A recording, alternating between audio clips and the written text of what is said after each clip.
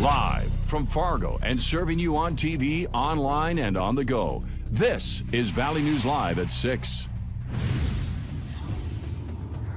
There's breaking news out of Bismarck right now. Congressman Kevin Cramer is announcing that he is entering the race for U.S. Senate. You're looking live at the campaign rally in Bismarck where supporters have gathered. Let's go live to that event right now. You ought to be ashamed of it. Please give it up for Chris Cramer.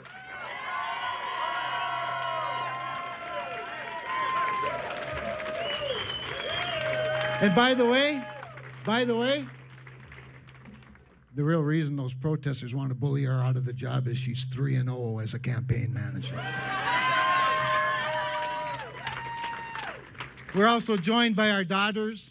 First Annie and her husband Nick and little Nico. Annie and Nick are sort of being family and working at the same time. They have a small video business, as you might have heard, and they've been shooting the video tonight, as they have been for the last several years for our campaign, and I'm just so honored they're part of our team and have that quality working for me and being members of our family. We're really grateful.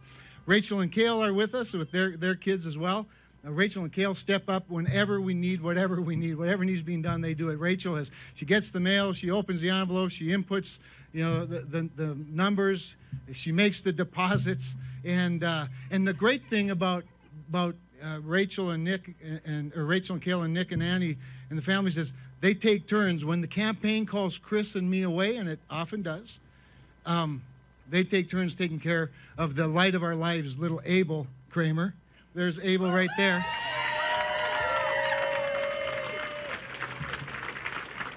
And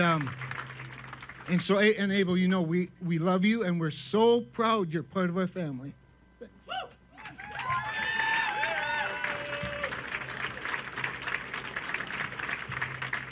And Abel's Aunt Kim and his cousins are here with us, and we're glad you're part of our family too.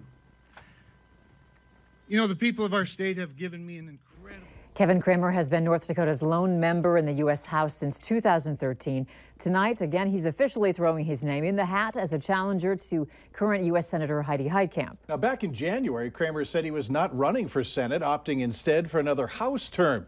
It's been reported that pressure from his party prompted him to reconsider. Senator Heitkamp won by a slim margin in 2012, and insiders feel that Cramer gives the GOP the best chance to pick up a Senate seat.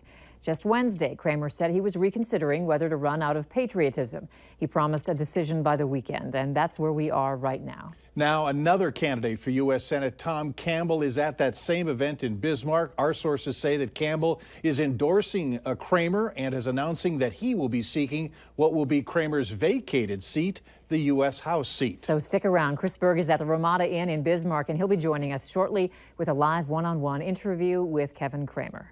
Well, not too much happening in the weather right now, which is okay. Let's check in with Hutch on your Friday night and what it looks like. Hutch? If you are heading outdoors, the gusty wind will continue to be an issue as we go through the evening hours, but it's those south winds that have helped to warm temperatures up into the 20s. So wind chilly with a few clouds drifting overhead.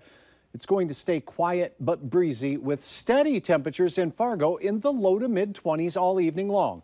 And in Grand Forks, temperatures do slip into the upper teens late, winds decreasing late as well. The weekend brings a significant chance of accumulating snow. I'll have details on how much you can expect when it starts, when it ends in your neck of the woods here in just a few minutes. All right, thanks so much. Quite a mess along Highway 10 today near Lake Park, Minnesota, after a crash involving two semis.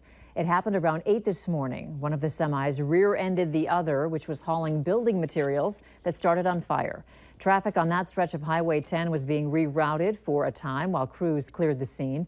No one was seriously injured. The search continues tonight for a man who kicked in a door to get into a Grand Forks home before he was confronted by the homeowner. It happened around 8 last night in the 1000 block of Campbell Drive. The resident discovered the man in his house, but he ran away after being spotted. Police say a side door to the house was kicked in and damaged, but it doesn't appear that anything was taken. Anyone with information should call Grand Forks PD. A trio of high-risk sex offender notifications are going out in the valley. Richard Haugen is now living at 1122 2nd Avenue South, apartment 8 in Fargo. Haugen was convicted of sex crimes against a 10-year-old girl he knew in 2016. 3 14-year-old girls in 2010 and a 15-year-old girl in 2008. Michael Jans was convicted of gross sexual imposition on 3 14-year-old girls and sexual assaults of a 15-year-old girl. Jans is now living at 734 College Street North in Fargo. And lastly, for Barnes County residents, Sawyer Suko is working at 2346 96th Avenue Southeast in Wimbledon, North Dakota. In 2012, when Suko was age 18, he gave alcohol to a 13-year-old female. When the female was intoxicated, Suko had sex with her. All 3 of these men are not wanted by law enforcement at this time and have served their sentences imposed by the court. Fire destroyed a garage in Richland County. It happened early this morning on Highway 210 in Wahpeton. The garage was detached from a nearby home. No word on the cost of damage or a cause. Days after another school shooting, many people are still wondering how we can better notice mental health signs and red flags before the next tragedy. As Valley News Team's Rose Itzkovitz finds out, the Intel effort in the metro area needs to go beyond the classroom and into the community. West Fargo High School Principal Jennifer Fremstead says even small threats in the school can lead to big situations, which is why she and other staff are trained to look out for everything.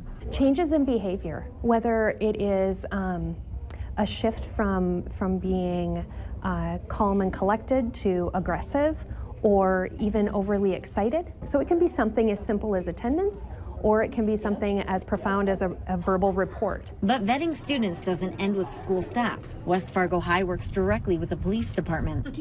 A school resource officer stays in the school. I'm fortunate enough to have been here long enough where I have multiple students that will come up and just meet with me and talk to me about different intel things. And it goes beyond his students. I've received information from U.S. Marshals that might have seen something on social media, and they look up and find out who the SRO is at the school and contact me. And Officer Balvik returns the favor. I've on social media found other threats that might be applicable to other schools, so I contact them. Reaching states as far out as New York and Pennsylvania. But this threat assessment network goes beyond even the school and police. There's the Cass Clay Unified Response Team, sharing info between administrators, school resource officers, and local law enforcement. The counselors at the school also network. It involves like 20 other schools in the area.